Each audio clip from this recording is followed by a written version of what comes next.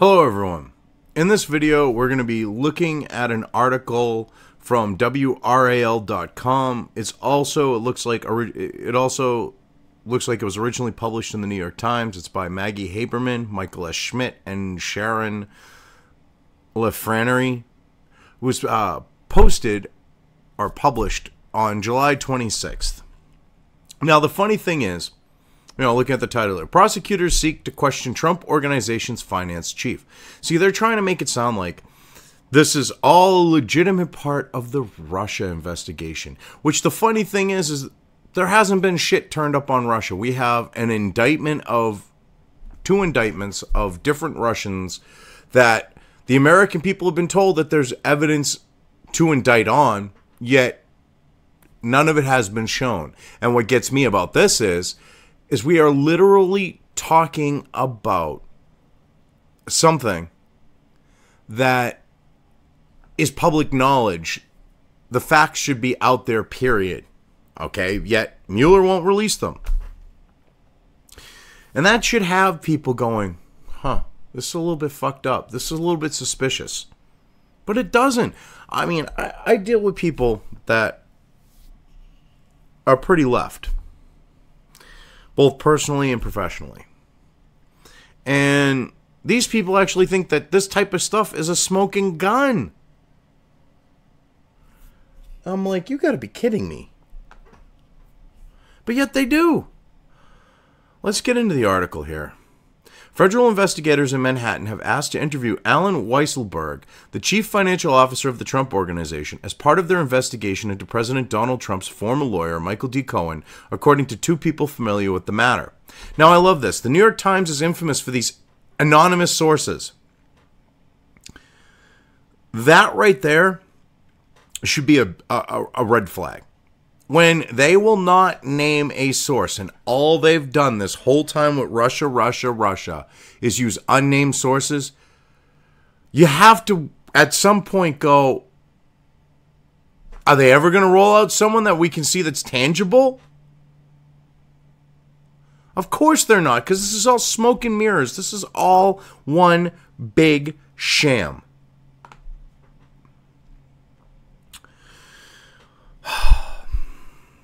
And people are too stupid to realize it.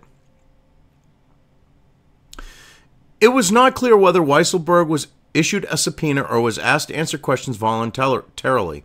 Either way, the development suggests that federal prosecutors in the Southern District of New York are scrutinizing at least some financial dealings of the Trump family business, a line that the president has publicly warned the special counsel in the Russia investigation, Robert S. Mueller III, not to cross. Well, he's brought up the fact that his personal finances are not part of this. I mean, which they aren't. Hillary Clinton didn't release her tax returns. She wasn't forced to show the books of the Clinton Foundation, yet Trump was expected to do these things as running for president. I mean, come on now.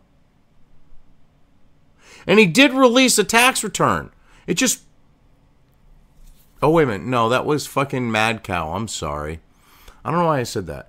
Mad Cow brought up one of his tax returns, and he paid more taxes than most of you sleazebags probably do. Paid more than Mad Cow, I'm sure. You have nothing there. Mad Cow proved that. Why would you need to see his tax returns prior to the election, or his finances prior to the election before he even thought about running? Makes absolutely no sense. Unless you're trying to say that this was some long, drawn-out, multi-year plan type of conspiracy. Which, if you do that, you just look like complete and total morons. The New York prosecutors, who are operating on a separate track from Mueller's team, are investigating Cohen on a number of fronts, including payments he arranged before the presidential election to women who had claimed that they had affairs with Trump.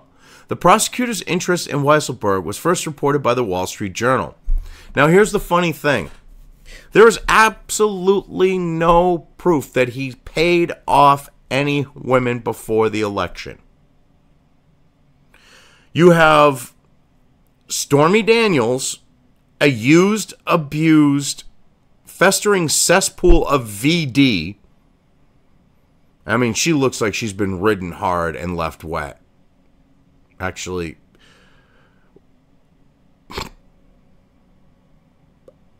I don't think with how much dick she's had rammed up there, it could get wet.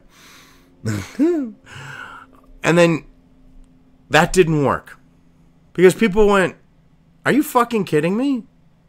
So now you then try rolling out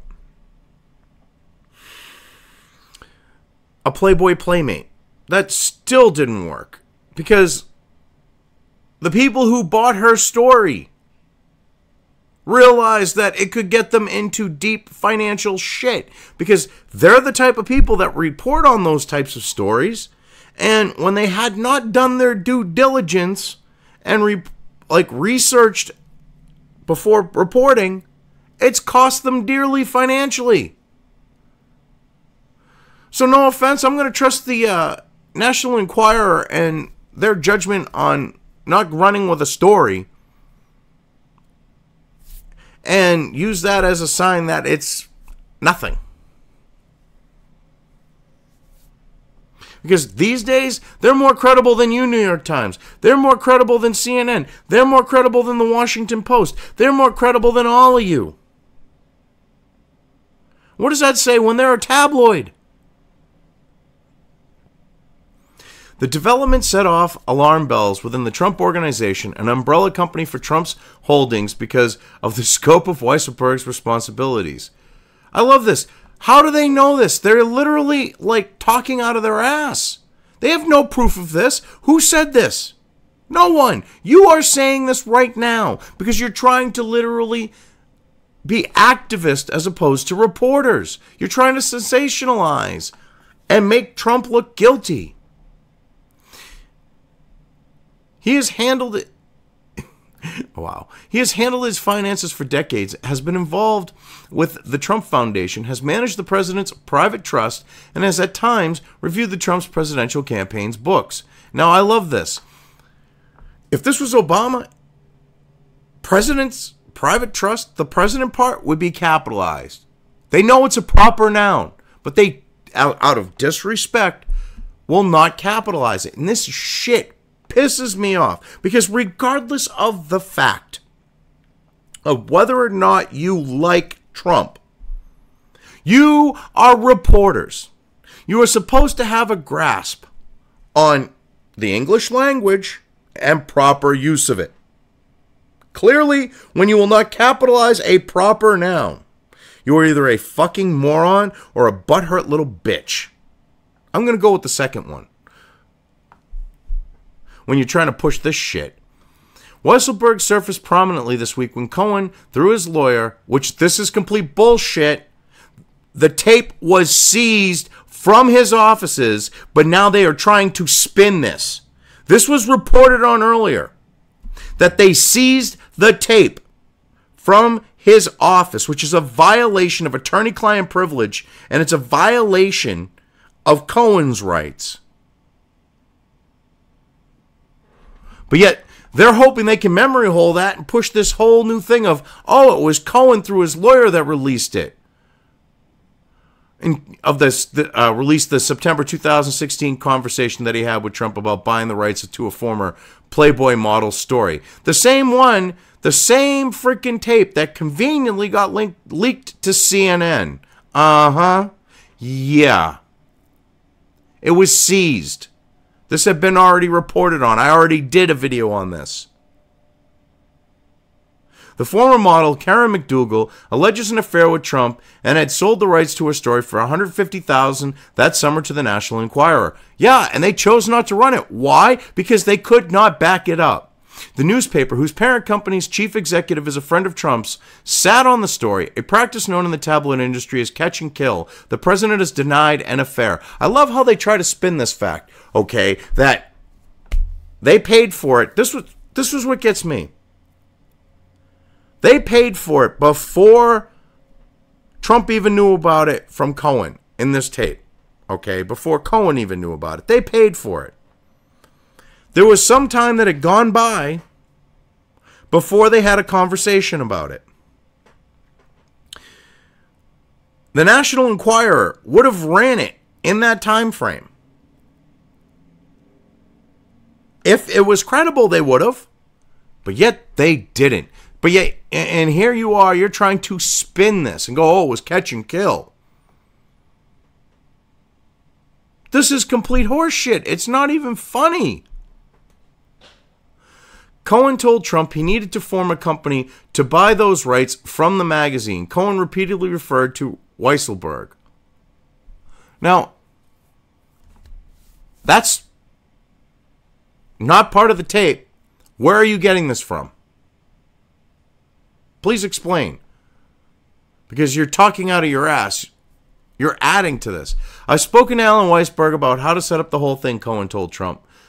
Later he added, I spoke to Alan about it when it comes time to the financing. This is not talking about a company to buy the rights.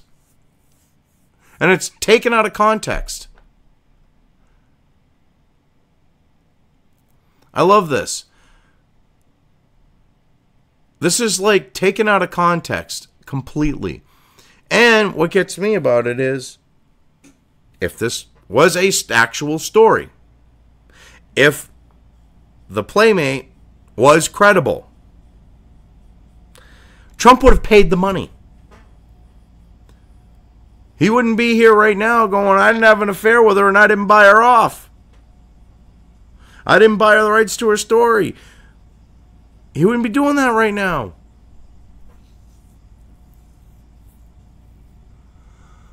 I mean, this is ridiculous. This really is.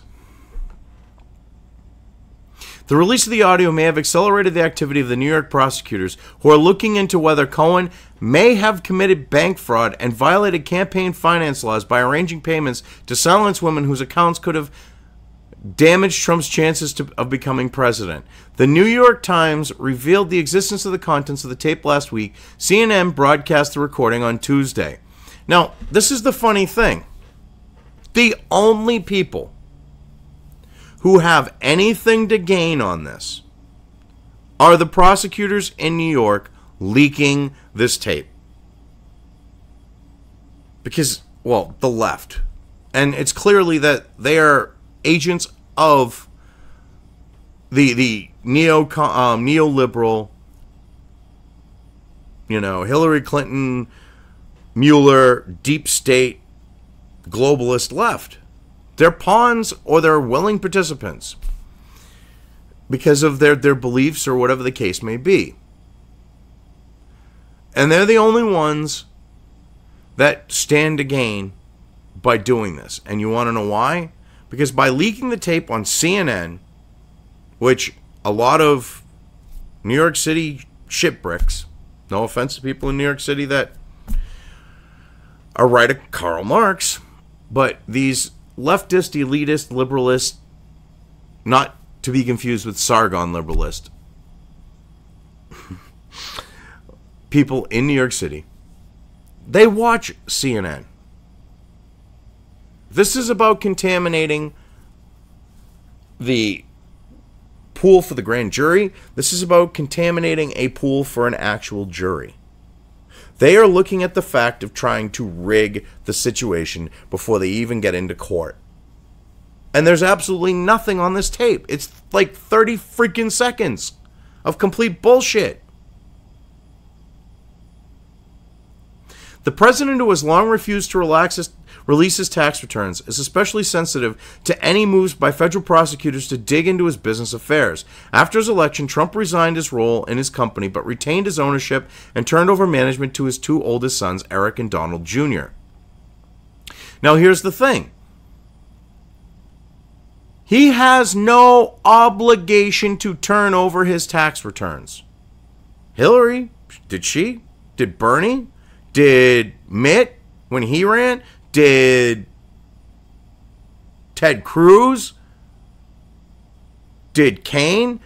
Tim Kaine? Because, I mean, before, did any of these people that are running for political office release theirs? No, but everyone expects that Trump should. For whatever fucked up reason, because why? He was a successful businessman?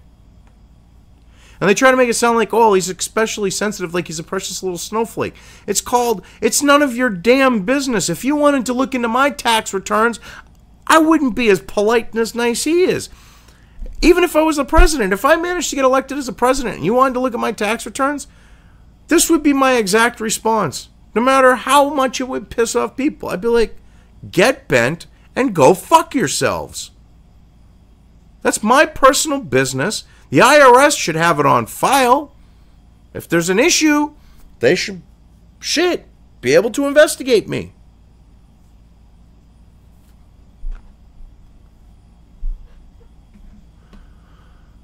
This is complete. I mean, you know, you had 6 degrees of separation from Kevin Bacon. Now you got 68 degrees of separation between Putin and Russia. Or 600 degrees of separation would be more accurate. And they still, with that 600 degrees of separation, they still haven't found shit. They still haven't been able to even remotely connect the dots between Trump and Russia or Trump and Putin.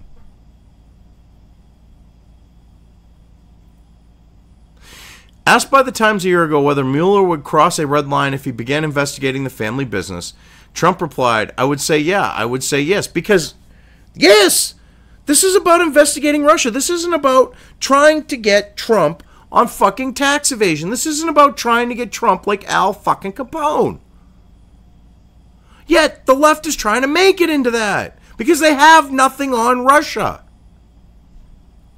Yet, in some ways, it is harder for the president to criticize the New York prosecutors than it is to attack Mueller. His most fervent allies portray Mueller as a runaway prosecutor whose supervisor, Rod J. Rosenstein, the deputy attorney general, should be removed from office. Trump routinely claims that Mueller is leading a witch hunt, because he is, and Rosenstein should be removed. He is shady as fuck. He has ties to the Clintons. He has ties to the deep state. He has ties to the establishment, neocon, neoliberal, like, scumbags that don't like Trump.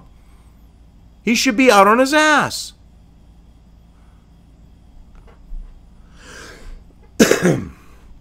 But the U.S. Attorney's Office in Manhattan has no special status, and its investigation into Cohen's activities appears to be proceeding like any other criminal inquiry. Yeah? And they're not going to find anything, and this is all butthurt bullshit. Why don't you investigate? The Clintons operated out of New York. Why don't you investigate the Clinton Foundation? Why don't you investigate Hillary Clinton taking pay for play? I mean, it's been an ongoing, because this has been ongoing, so it's not like she committed one crime and the statute of limitations are up, because as long as it's an ongoing criminal enterprise, you still have the ability to go after her for it. Yet, this is Trump. Well, we got to go after Trump. Hillary is more crooked than Trump will ever be. Yet, you got to try to portray it this way, and it's going to fail. It's going to blow up in your faces. I mean, this is ridiculous. So far, the president, who tends to approach legal issues more as public relations problems, has directed his ire towards Cohen. Over the weekend, Trump wrote on Twitter that secretly recording him was perhaps illegal, he added, inconceivable that a lawyer would tape a client. Totally unheard of. Which, yeah, it is fucking illegal to do that. Holy shit. That is a violation of attorney-client privilege. Unless they know that they are being recorded, it's illegal on that note, especially in New York, a two-party fucking consent state. I love how this tape, which was illegally recorded, which has absolutely nothing incriminating on it, except Trump going, whatever, look into it, and then nothing was done, is supposedly, they're smoking gun. It's illegally obtained evidence. Because attorney-client privilege, even if the tape was there, they raided his office. Cohen did not hand it over. This was taken as part of the fucking warrant. This was taken from the office. Cohen, who was loyal to Trump for years, has now publicly broken with him. His lawyer, Lanny J. Davis, has said Cohen will no longer be Trump's punching bag. So basically what we have going on here is we have an attorney that's been caught probably doing some really shady and illegal shit. And now he's looking at the fact of they want bigger fish. I can, even though I've got nothing, let them think I can hand them Trump and I can save my own fucking ass. Weisselberg's loyalty to Trump stood out in a recent deposition he gave for a lawsuit against the Trump Foundation. Filed last month by Barbara Underwood, the New York State Attorney General, the lawsuit accuses Trump and his adult children of improper political coordination with the presidential campaign and other illegal conduct. Ha ha ha! That's something that you would literally see written for Hillary Clinton with the Clinton Foundation and the DNC and everything else. Talk about projection. Oh my God. New York is such a leftist, liberal, can't even call them liberal. They're not even liberal. I don't know why they keep referring to themselves as liberal, because it's a fucking con job.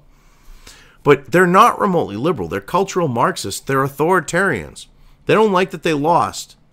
So that you have the New York State Attorney General filing a lawsuit claiming shit like this. Well, where's your proof, bitch? If you had anything, you'd be criminally charging them. Oh my God. They leave out that fact. If there was actually something there, the Attorney General wouldn't be filing a lawsuit. She'd be filing criminal fucking charges and prosecuting. Just saying. One morning in January 2016, Weisselberg recalled he was abruptly asked to fly to Iowa with the foundation's checkbook for a campaign event that also served as a fundraiser for veterans. He raced through a dental appointment to make the plane that same evening. He started to explain why the checkbook was necessary, saying, in the case there was any money being collected, which I thought was... Then he broke off, saying simply, it doesn't matter what I thought. He's my boss. I went. I love how they take stuff out of context. See, I would love to see the full quote from him. I mean, I seriously would. Because Weisselberg, I'm sure, didn't put it in that context. But yet, you gotta love how people in the legacy media have to take stuff out of context and portray it a certain way in order to sell their freaking story. Which is why they put this at the end. I mean, on a long article. They knew if they let off with this, it would get called out. They knew if they would... But they had to put it at the end because they're afraid that most people, if they actually went and looked at the context, like I said, is probably different. You know, I mean, this is ridiculous. This really is. You have all this impropriety and illegal activity going on in regards to attorney-client privilege. You know, you have the New York attorneys and Mueller, you know, the attorneys in New York and Mueller wiping their asses with the Constitution, ignoring due process, ignoring, you know, the whole idea of the Fourth Amendment and self-incrimination and warrants and everything else. They want, oh, well, you don't have a Fourth Amendment. You know, I mean a Fifth Amendment. I'm sorry. Why did I say Fourth? Because Fourth is warrants. But you don't have Fourth Amendment protections as the president. You don't have Fifth Amendment protections of self-incrimination. This is their mentality with this, because they literally want to try to corner him and get him to say something that they can use to go after him on something unrelated to Russia. This is just an example of them trying to find something other than Russia to go after Trump. Why can't the people on the left realize this is not the end of the world? It really isn't. What we have here is a situation where it's no different than the last 8 years. People on the right went, well, I don't like him, but shit, it ain't the end of the world. Get to vote for someone in 4 years. 4 years went by. All right, well, he's out in 4 years. We'll have 2 new people come in, and we'll work from there, and we'll find someone other than him. You people don't want to deal with that, though. You want what you want when you want it, which is now. So you don't want Trump in office, and you're going to do what you can to get him out. Even though he won fair and square and legitimately. See, this is another thing. You honestly cannot believe that nationalism, and I'm not talking your idea of nationalism, which you try to portray nationalism as this alt-right, which they are not right, by the way, because if you believe in socialism, if you don't believe in free speech, if you literally follow the ideologies that fall under the line of Marx, you are on the left. That's where the fuck you are. But having you try to portray a situation where it's like that, where you have, you know, that's alt-right, or you're doing anything and everything you can to slant stuff. Yeah. Anyway. Because I got to the end of this, my train of thought turned into a train wreck, and I think I've covered this well enough, so I'm just going to leave things here. If you liked this video, depending on where you are watching it, please give it an upvote or thumbs up. If you want to know when new content of mine hits the internet, don't forget to subscribe to one or more of my social media or video accounts listed here. Also, with YouTube, don't forget to ring that bell. You can find all of my video content on both BitChute and YouTube. This may not be the case with other places I upload to, but I will try to minimize this happening. You are always welcome to interact with me at any of these sites on the list, so feel free to do so. If you have anything you want me to cover in a video, when it comes to news or current events, send it right along to me. I will try to do my best to cover it. As always, thank you for watching.